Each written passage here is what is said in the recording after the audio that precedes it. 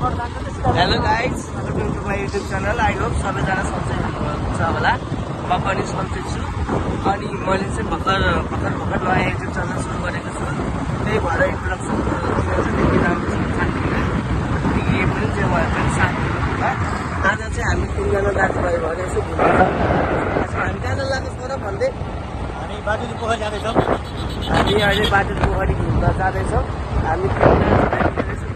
हजुरहरू पनि हामी सँगै आएर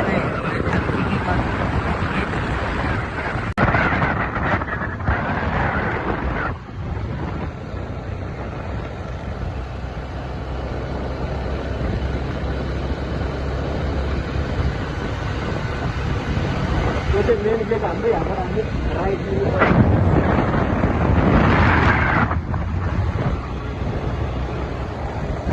यसरी टाटालाई हुन सकिन्छ यहाँ विचार भन्ने भन्न सकिन्छ। आउँदाखेरि विचार गरेर चलाउनु पऱ्यो।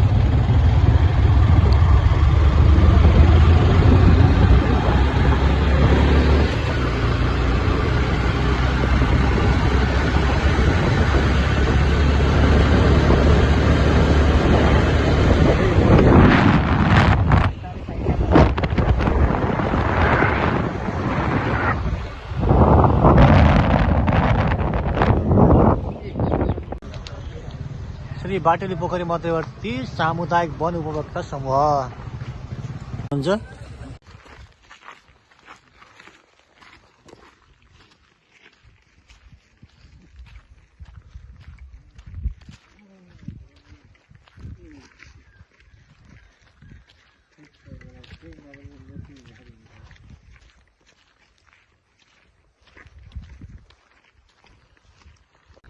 अब चाहिँ गाइज होइन, हामी चाहिँ बाटुली पोखरीको मेन गेटबाट भित्र छिरिसकेका छौँ र भित्र छिरिसकेपछि हामीले यस्तो दृश्य देख्न सक्छौँ। त्यो भनेको अब यहाँ मूर्ति छ, भित्र गएपछि हामीले रियल गैडा पनि देख्न सक्छौँ।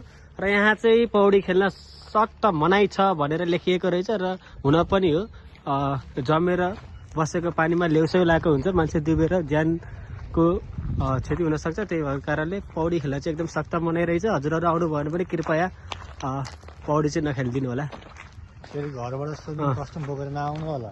पार्किङ एरिया, धन्यवाद। पार्किङ एरिया यहाँ भनिएको छ र पार्किङ गर्न गाडीमा हजुरहरू बाइक साइक हामी त बाहिर राखेर लिएर आयौँ होइन। हामी चाहिँ स्थानीय भएको कारणले चाहिँ चिनेको मान्छे घर राखेर आयौँ हाम्रो बाइक। र हजुरहरू आउनु भने चाहिँ पार्किङको लागि चाहिँ यहाँ व्यवस्था गरिएको छ।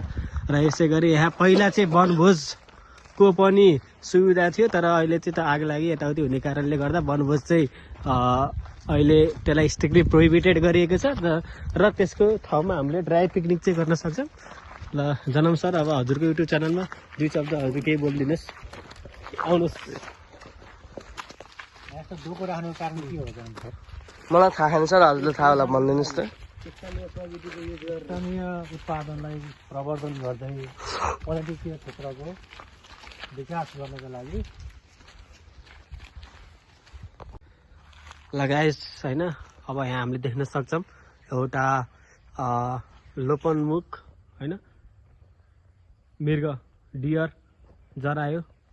यो चाहिँ इन्डेन्जरको लिस्टमा पर्छ, चरिरहेको छ, देख्न सक्नुहुन्छ। र यस्ता जनावरहरू यो चितवन राष्ट्रिय निकुञ्ज अन्तर्गत पर्ने भएको कारणले बाटुली पोखरी यस्तो जनावरहरू हामी आज भित्र गइसकेपछि विभिन्न देख्छौँ। यदि हामीले देख्यौँ भने हजुरलाई पनि देखाउने प्रयास गर्छौँ। हेरौँ के हुन्छ, देखिन्छन् के कति जनावरहरू देखिन्छन्। माथि देख्न सक्नुहुन्छ तपाईँले साइबेरियन चराहरू। यहाँ विभिन्न देशबाट हजारौँ चराहरू चाहिँ आउने गर्दछन्।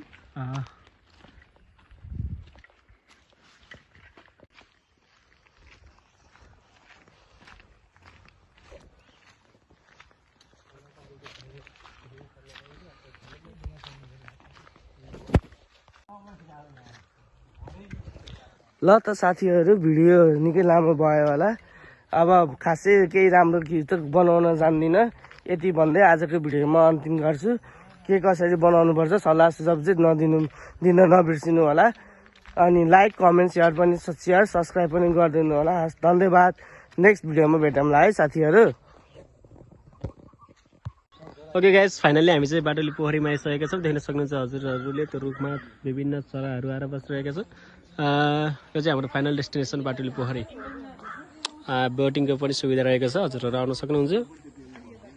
ओके गाइस जानु।